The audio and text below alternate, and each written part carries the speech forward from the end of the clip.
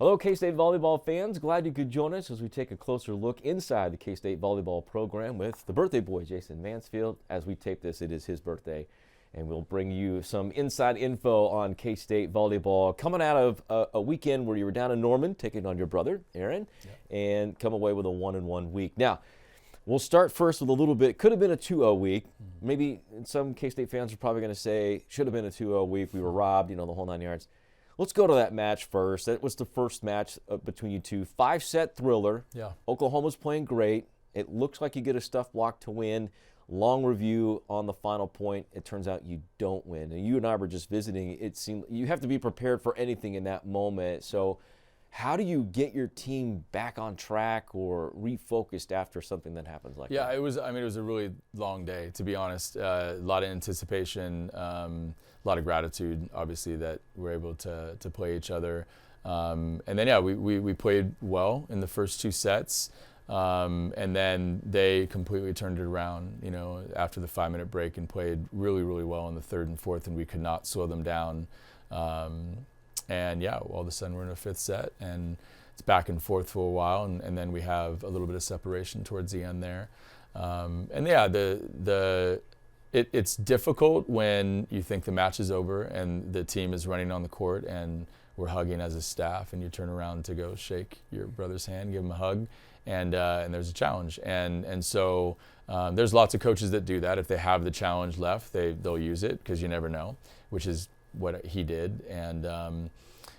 Just asked our players, did we net? And they said no, and there's not really a reason that they would lie. And so, I thought the match was over. The longer it took, the delay of her looking, the more I was like, we have to be ready that we potentially need to play, at least one more point to try to win this match. And I told the girls that, and it was very difficult. You could tell when we didn't win the point, and they did, to try to get in the right mindset. And I let them play a point and then called timeout, because I felt like we were in a good rotation and we could do it. But really disappointing way to lose.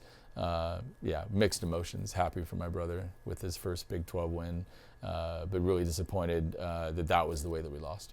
The good news is you come back the next day and continue what you did the first 2 sets and finish it off this time. So what changes did you make, and what did you like about the next one? Yeah, I woke up at 3 a.m.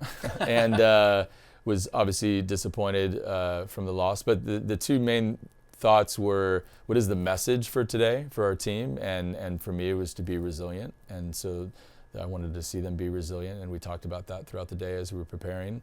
And then what is our lineup? We lost two matches in a row in 5, and just played wildly inconsistent, one game to the next. We win by 7, we lose by 10, we win by 8, and it's just not the way that I want us to play. And so, just decided to put Anaya and Aaliyah on the left, and bring Simone Sims in to hopefully get some more passing.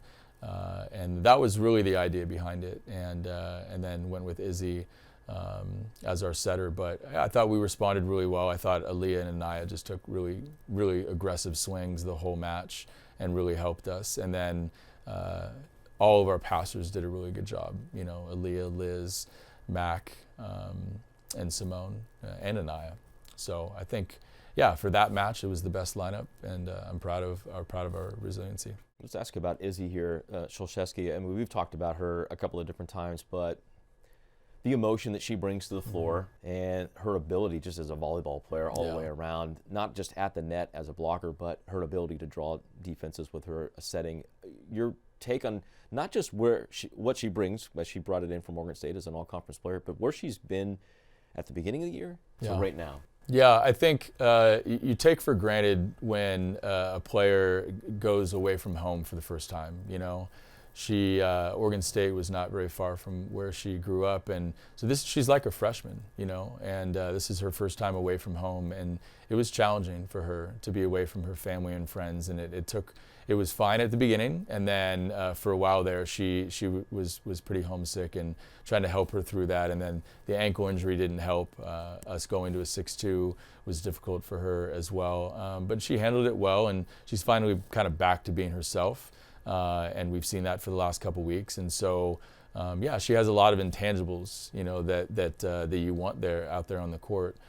She's a very infectious player in a positive way, but the best thing she can do for us is locate as a setter, and run the offense effectively, and she knows that. And so the wow plays that she seemingly makes every single match are great, but we want her to be good after good, in all areas.